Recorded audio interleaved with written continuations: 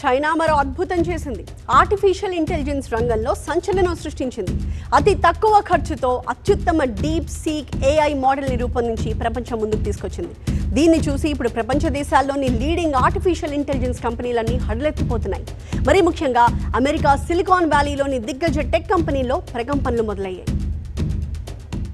Deep seek ప్రపంచవ్యాప్తంగా దడదడలాడిస్తోంది. ముఖ్యంగా America tech కంపెనీలకు షాక్ ఇచ్చింది. అసలు డీప్ సీక్ ఏఐ మోడల్ ని డీప్ సీక్ R1 అని పిలుస్తున్నారు.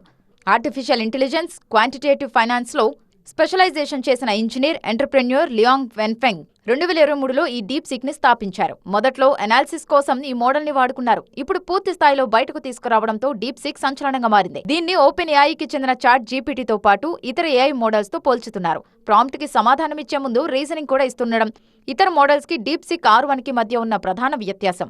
సక్సెస్ఫుల్ ఓపెన్ ఏఐ టెక్నాలజీతో ఇది సమానంగా పనిచేస్తుందని సంస్థ చెబుతోంది.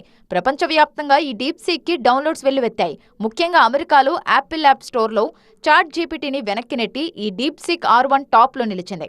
డౌన్లోడ్స్ తాకిడిని తట్టుకోలేక యాప్ క్రాష్ కూడా అయింది. దానిని టీం పునరుద్ధరించింది.